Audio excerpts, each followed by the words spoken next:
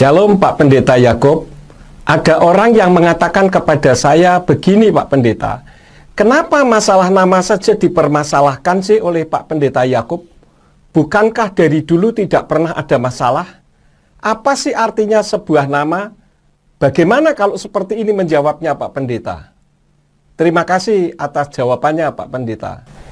Baik Pak Ngamput, ini jawabannya.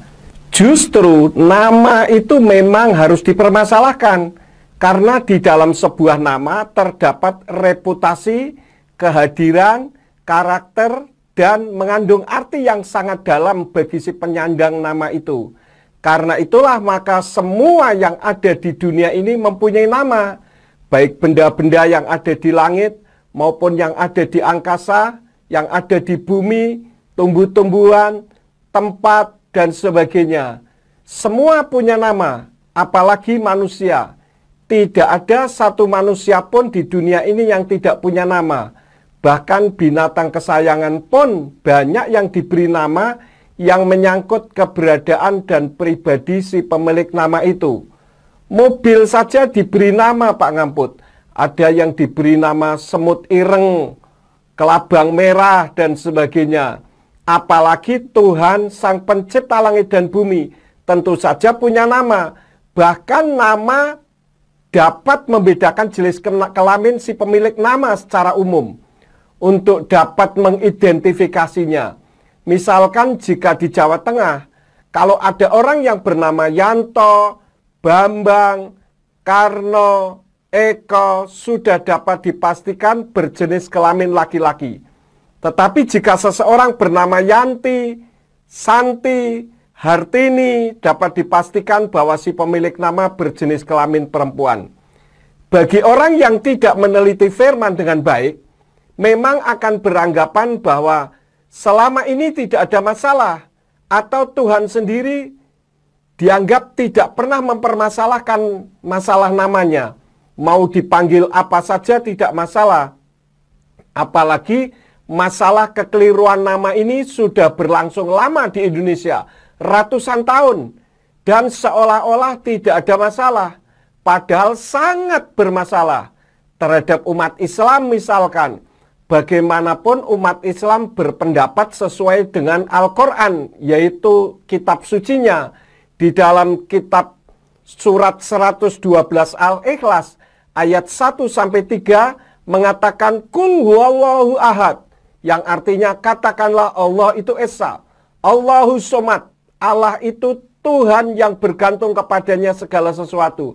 Lam yalid walam yulad, tidak beranak dan tidak pula diperanakkan. Walam yakul lahu kufuwan ahad, dan tidak ada seorang pun yang setara dengan dia. Jadi menyebut Allah dalam kekristenan tentu menyinggung perasaan umat Islam. Kenapa? Karena dalam kekristenan jadi ada istilah Allah Bapa, Allah Anak, dan Allah Roh.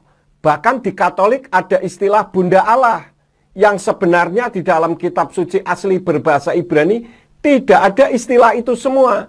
Adanya Bapa, Putra, dan Roh Kudus.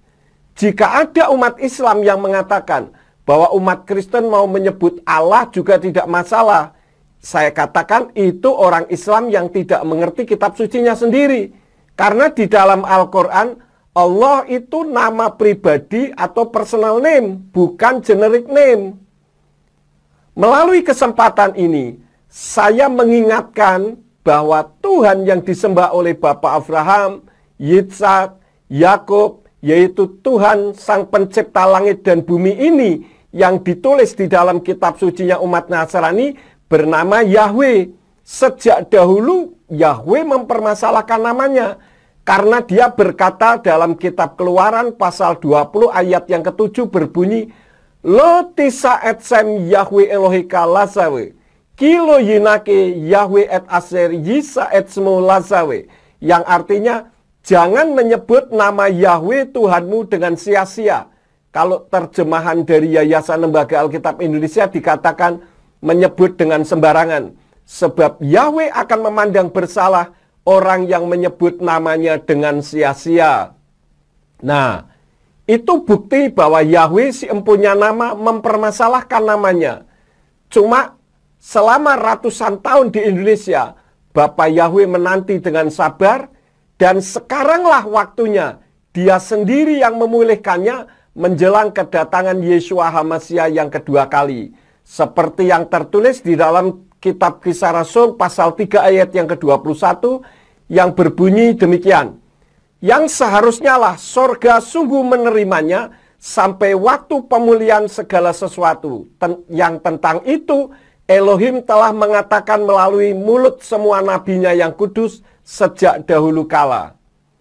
Jadi Pak Ngamput, Tuhan itu mempermasalahkan namanya, bukan tidak mempermasalahkan seperti dugaan orang yang tadi Pak Ngamput katakan ya. Satu lagi, di dalam kitab Keluaran 23 ayat yang ke-13, di dalam kitab Tenak berbunyi, Ufkal asyer amarti alahemti sameru weshem Elohim akhirim, lo taskiru lo yishama alpika, yang artinya, dan dalam segala hal yang telah kufirmankan kepadamu, haruslah kamu waspada. Juga nama sesembahan-sesembahan lain jangan kamu sebut-sebut. Itu jangan keluar dari mulutmu. Kita sudah tahu bahwa Allah itu nama diri sesembahannya umat Islam. Aneh memang umat Kristen di Indonesia ada nama Tuhannya sendiri justru dihilangkan. Sementara sesembahan agama lain justru dipertahankan mati-matian dengan 1001 macam alasan yang tidak ada di dalam kitab sucinya sendiri. Alasannya, alasan semua dari luar kitab suci. Padahal ya Pak Ngamput, jadi Tuhan si empunya nama, dialah yang mempermasalahkannya, bukan saya. Baik Pak Pendeta, terima kasih untuk jawabannya yang mencerahkan dan sangat memuaskan ini. Bapak Yahweh memberkati Pak Pendeta. Haleluya.